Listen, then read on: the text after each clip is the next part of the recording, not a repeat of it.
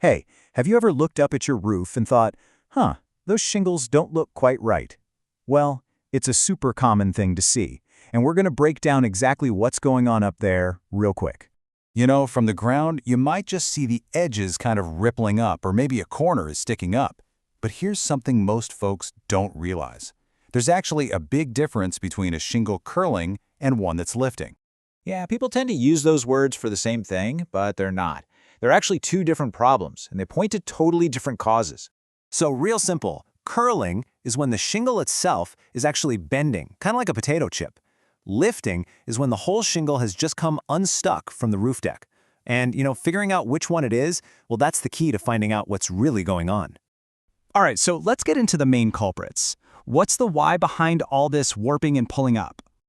Okay, first up, and this is the big one, just plain old age. Think of it like this.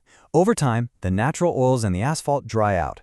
The shingle loses its flexibility, gets kind of stiff and brittle, and starts to curl up at the edges. Now this next one, this is a huge one, and a lot of people miss it. It's all about your attic. If you don't have good ventilation, that attic gets crazy hot, right?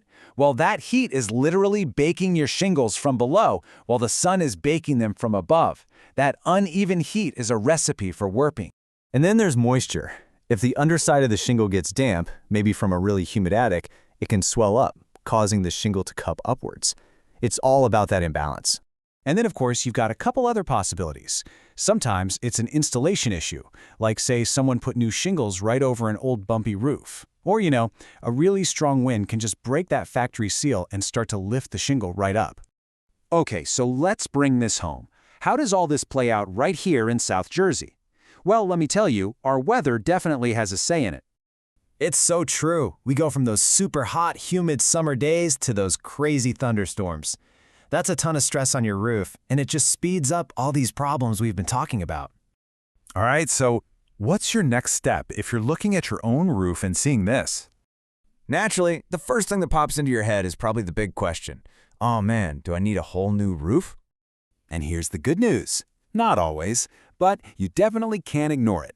Curling is your roof's way of telling you it's under stress, and once that happens, it's not doing its job of keeping the weather out as well as it should. The most important thing is to just get it checked out. So really, the best thing you can do is just get a professional to come take a look. There's no guesswork that way. An inspection will give you a clear, honest answer so you know exactly what's going on up there and what you need to do about it.